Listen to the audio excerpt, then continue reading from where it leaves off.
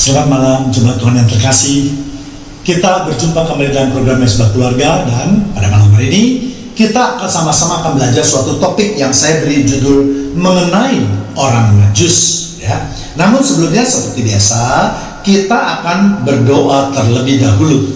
Terima kasih Tuhan kalau pada malam hari ini kami masih terus diberi kesempatan untuk mendengarkan firman-Mu. Biarlah Tuhan memberkati hati setiap kami agar firman yang ditaburkan menjadi pelita di dalam kehidupan kami. Kami mau mengenal akan Tuhan lebih dalam lagi, dan untuk itulah maka malam hari ini kami siapkan hati dan pikiran kami untuk mendengarkan firman-Mu. Dalam nama Tuhan Yesus kami sudah berdoa dan mengucapkan syukur. Amin. Istilah orang Majus ini hanya tercatat di dalam Alkitab, yaitu pada masa kelahiran Yesus, dan ini tercatat di kitab Matius 2 ayat 1 sampai ke 16, ya. Namun kita tidak akan membaca seluruh atau semua ayat tersebut.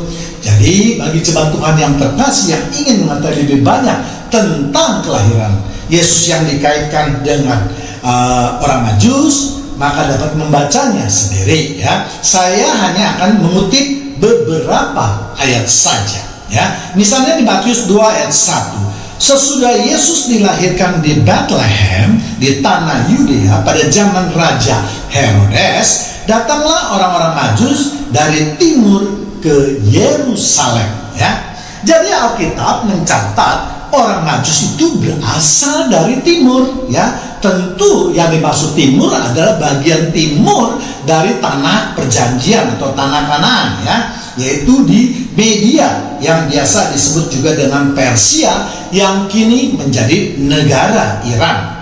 Sedangkan profesinya banyak yang menafsirkan mereka adalah ahli astronomi, ya, karena mereka pandai membaca bintang yang di timur sebagai petunjuk jalan bagi mereka ketika mereka hendak mencari Yesus, ya. Tetapi sebenarnya kalau kita ingin melihat lebih dalam lagi, yaitu kata Majus berasal daripada kata magos dalam bahasa Yunani yang bisa berarti imam, orang bijaksana, ahli nujuk, dan seterusnya, ya. Namun kalau kita melihat pada apa yang mereka bawa, maka kita juga bisa menafsirkan mereka adalah para imam yang mendalami perbintangan serta bisa menujung, ya.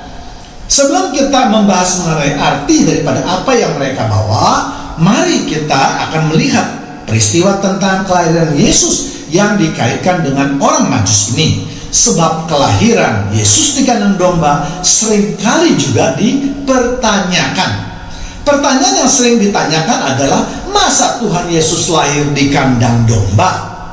Kalaupun katakanlah Maria dan Yusuf tidak mempunyai uang, kan orang-orang Majus datang membawa persembahan yaitu emas. Jadi dengan emas tersebut mereka dapat, ya, katakanlah menginap di penginapan atau menyewa rumah yang kecil, atau bahkan bisa membeli rumah yang kecil untuk tinggal mereka, ya. Hal ini dapat terjadi karena memang mereka yang bertanya, atau lebih tepatnya ingin menyerang kekristenan kita dengan mengajukan pertanyaan yang saya anggap konyol, ya. Namun seringkali juga kita sebagai orang Kristen tidak dapat menjawabnya dengan baik, ya. Untuk menjawab pertanyaan tersebut dengan baik, maka kita harus membaca Alkitab mengenai kelahiran Yesus juga dengan baik, ya. Kelahiran Yesus itu hanya dicatat di dalam dua kitab, yaitu di Matius dan Lukas, ya. Matius mencatat mengenai orang Majus, sedangkan Lukas mencatat mengenai para gembala. Kitab Lukas menggambarkan kelahiran Yesus didahului dengan kedatangan malaikat Tuhan kepada gembala yang tinggal waktu malam di padang, ya. Inti pemberitahuan tersebut dapat kita lihat di Lukas 2 ayat 11 sampai 12, ya. Hari ini telah lahir bagimu juru selamat, yaitu Kristus Tuhan, di kota Daud, dan inilah tandanya bagimu, kamu akan menjumpai seorang bayi dibungkus dengan lampin dan terbaring dalam palungan. Jadi pada saat kelahiran Yesus, maka para gembala lah yang pertama kali atau pertama-tama mendapatkan informasi tersebut, dan itu langsung berasal daripada malaikat Tuhan yang merupakan Tuhan sendiri, ya. Jadi mereka lah yang mencari tempat kelahiran Yesus. Terbukti juga dengan ayat selanjutnya yang mengatakan bahwa tanda bayi tersebut dibungkus dengan lampin dan terbaring di dalam palungan.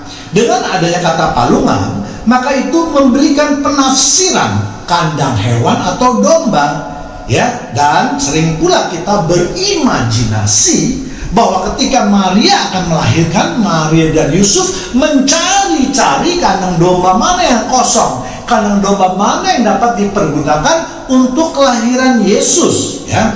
Mengenai kandang domba itu sudah kita pelajari dalam video berikutnya, ya, yang sudah, ya. Kalau kita menginginkannya, maka kita dapat mencarinya kembali, ya. Tapi yang jelas kandang domba itu bukan kandang domba yang sembarangan.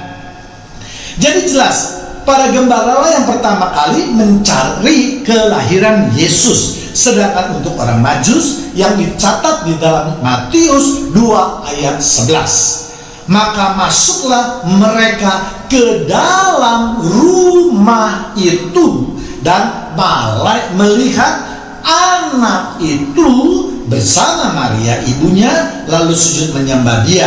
Mereka pun membuka tempat harta bendanya dan mempersembahkan persembahan kepadanya, yaitu emas, kemenyan, dan mur, ya. Jadi dikatakan tadi mereka, jelas orang yang Majus ini bukan satu orang, ya. Jadi ketika orang Majus itu menemukan Yesus, mereka langsung masuk ke dalam rumah, ya, bukan masuk ke dalam kandang domba, dan melihat anak itu, ya, bersama dengan Maria, dan bukan melihat bayi itu. Ya, jadi penafsiran selama ini kita terima itu jelas tidak tepat, ya. Banyak sekali kita lihat di gambar-gambar, di postcard, dan di gambar-gambar tentang kelahiran Yesus, di mana digambarkan bayi dalam palungan dengan 3 orang Majus. Jelas ini menyalahi Alkitab, ya. Karena itu kita biasa mencampurkan antara peristiwa kita ketika Yesus lahir dan ketika Yesus sudah menjadi anak, yaitu berumur kurang lebih 2 tahun. Itulah sebabnya maka Herodes menyuruh membunuh setiap anak-anak yang berumur 2 tahun ke bawah, dan bukan anak dan bayi. Karena seringkali juga ditafsirkan bahwa Herodes membunuh semua anak di bawah 2 tahun termasuk bayi dan seterusnya. Jelas ini tidak sesuai dengan apa yang dikatakan Alkitab, ya. Matius 2 ayat 16, ketika Herodes tahu bahwa ia telah diperdayakan oleh orang-orang Majus itu, ia sangat marah. Lalu ia menyuruh membunuh semua anak di Bethlehem dan sekitarnya, yaitu anak-anak yang berumur 2 tahun ke bawah. Ya, jadi anak-anak pasti mereka yang disebut anak itu mereka yang sudah bisa berjalan. Ya, itu yang dibunuh. Bayi yang masih kecil tentu tidak dibunuhnya. Karena apa? Karena sesuai dengan waktu yang diketahuinya dari orang-orang Majus itu. Jadi alih-alih orang-orang Majus itu alih-alih melakukan nujum, melihat bahwa Yesus sudah berumur kurang lebih 2 tahun. Ya. Jadi Herodes mengambil keputusan sesuai dengan perkiraan orang Majus tersebut, yaitu 2 tahun atau kurang lebih 2 tahun, ya.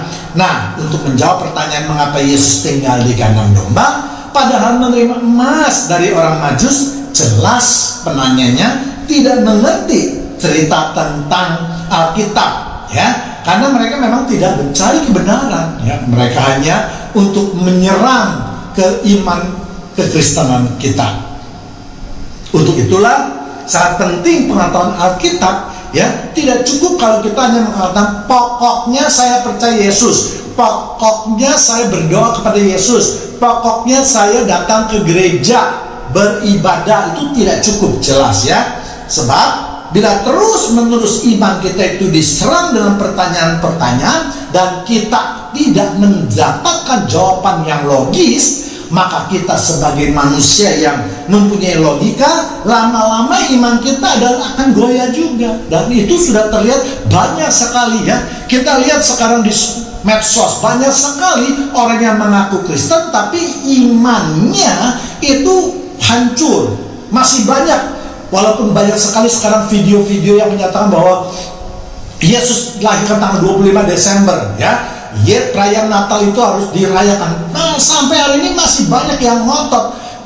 Tidak mungkinlah Yesus lahir di musim salju lah, ya kan? Tidak mungkinlah ada gembala di padang pada waktu malam hari, ya, dan seterusnya. Dan tidak ada dicatat dalam Alkitab bahwa kita harus merayakan hari Natal. Nah, iman-iman seperti ini jelas sudah rusak. Bagaimana kita sebagai orang Kristen, kita tidak mau mengakui kelahiran Yesus, ya kan?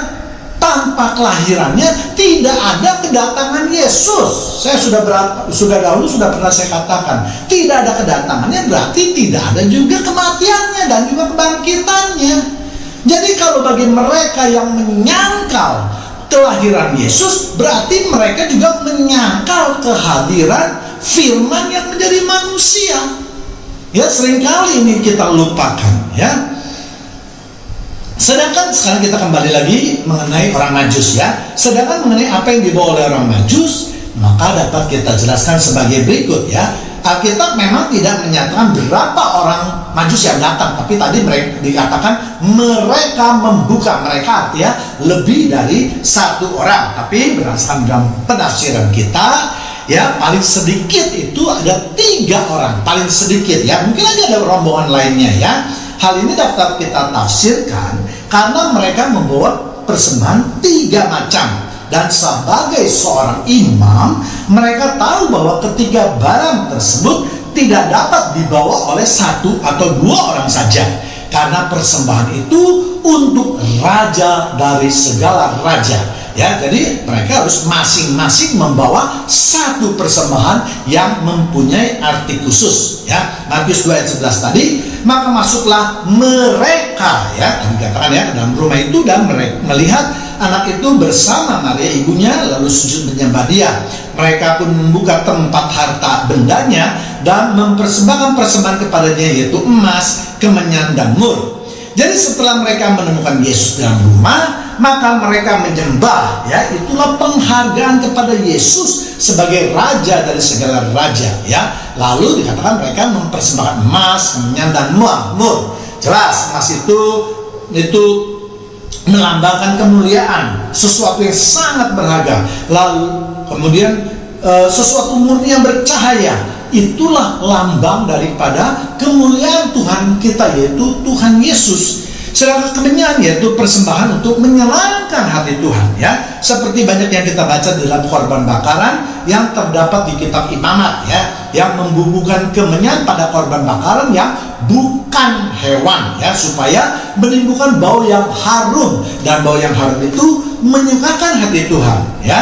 Dan itu pun biasa bisa pula dipakai sebagai ungkupan ya kudus yang dapat kita baca di Keluaran 30 ayat 34. Mur hampir sama dengan kemenyan, namun kegunaannya adalah untuk membuat minyak kudus ya, urapan kudus yang bertujuan untuk menyucikan ya. Dapat juga kita baca di Keluaran 30 ayat 23 sampai 33. Demikian juga kelak dalam kehidupan Yesus yang akan menyucikan kehidupan manusia dari cengkraman dosa dengan pengorbanannya di kayu salib ya. Mari kita tundukkan kepala kita. Terima kasih Tuhan kalau pada malam hari ini kami boleh menerima berkat Tuhan untuk pertumbuhan rohani kami. Biarlah tubuh rohani ini terus sehat dan berkembang sesuai dengan kehendak Tuhan. Dalam nama Tuhan Yesus kami sudah berdoa dan mengucapkan syukur. Haleluya. Amin.